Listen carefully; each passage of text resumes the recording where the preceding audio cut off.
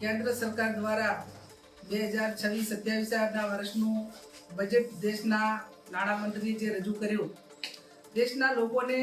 અને ગુજરાતના લોકોને ખૂબ આ બજેટ ઉપર આશા અપેક્ષાઓ હતી,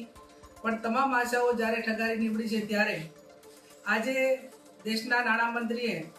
53.5 લાખ કરોડનું જે બજેટ દેશની સમક્ષ રજૂ કર્યું, તેમાં ખાસ કરીને ખેડૂતોની ખૂબ મોટી આશા અપેક્ષા કેન્દ્ર સરકાર ઉપર હતી। જ્યારે યુપીએની સરકાર હતી મનમોહનસિંહજીની, એ ટાઈમે 71,000 કરોડનું ખેડૂતોનું દેવું માફ કરવામાં આવ્યું હતું।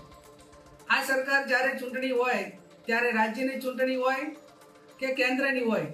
ત્યારે ખેડૂતોને ડબલ આવક માટેના વાયદા આપે છે, એમને અનેક લોભામણી લાલચો આપે છે, પણ જ્યારે બજેટમાં આપવાનું હોય ત્યારે માત્ર ઠીંગો આપે છે, એમને કોઈ રાહત આપવામાં આવતી નથી। આજ 16 વર્ષથી ખેડૂતો સરકારની રાહ જોઈને બેઠા છે કે એમનું દેવું માફ થાય, પણ એ આજે પણ આ વર્ષના બજેટમાં પણ એ વસ્તુ ક્યાંય દેશના નાણામંત્રી મારફત સાંભળવામાં ન આવી।